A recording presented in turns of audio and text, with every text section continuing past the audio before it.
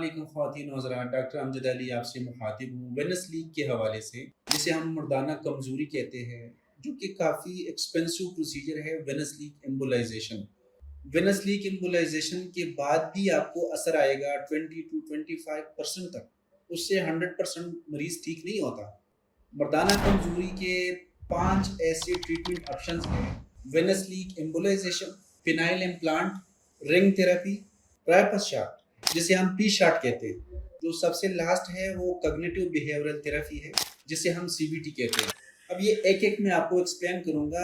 Venus leak embolisation में जो गंदे खून वाले वेन्स होते हैं, उसके अंदर वेल्स खराब हो जाते हैं, लीक करते हैं, और उसी लीक की वजह से इरेक्शन मेंटेन नहीं होता। जो दूसरा है वो रिंग थेरेपी है, उसके अपने फ़ायदे नुकसानात हैं। नुकसानात में ये है कि उसमें बंदा प्रायपिज्म में चला जा सकता है, जो कि यूरोलॉजिकल इमरजेंसी है। 4 घंटे से ज़्यादा अगर इरेक्शन मेंटेन रहे तो आपने फ़ौरन किसी भी कैजुअल्टी इमरजेंसी में जाना होगा।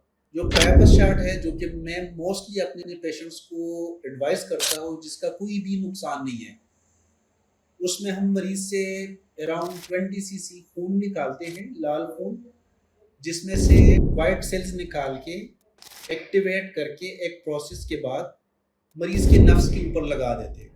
इसका कोई साइड इफेक्ट नहीं है, क्योंकि मरीज का अपना ही खून उसी की नफ्स के ऊपर लगता है। और इसके मल्टीपल सेशंस होते हैं, 3 to 5 सेशंस होते हैं। अब अगर कोई मरीज है जिसको sugar, blood pressure, high cholesterol, smoking जो करता है, उसकी नफ्स की रगें कमज़ोर हो जाती है, वो अगर दवाई लेते हैं और दवाई से हम बिस्तरी करता है, तो ये कोई सलूशन नहीं है।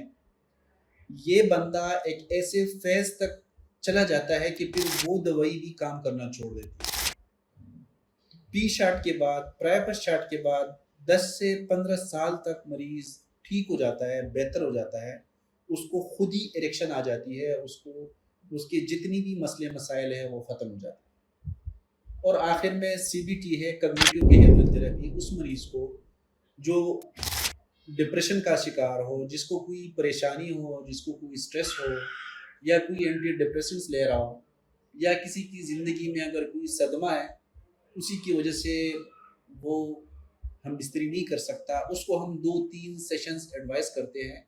उसके जहन को हम साफ करते हैं कि आपकी जितनी भी पुराने ख्यालात है वो आप उसको निकालें, अपना माइंड सेट हाई रखें, और एक ऐसे लेवल तक हम उसको ले आते हैं कि वो इंडिपेंडेंटली हम बिस्तरी का अमल कर सकता है।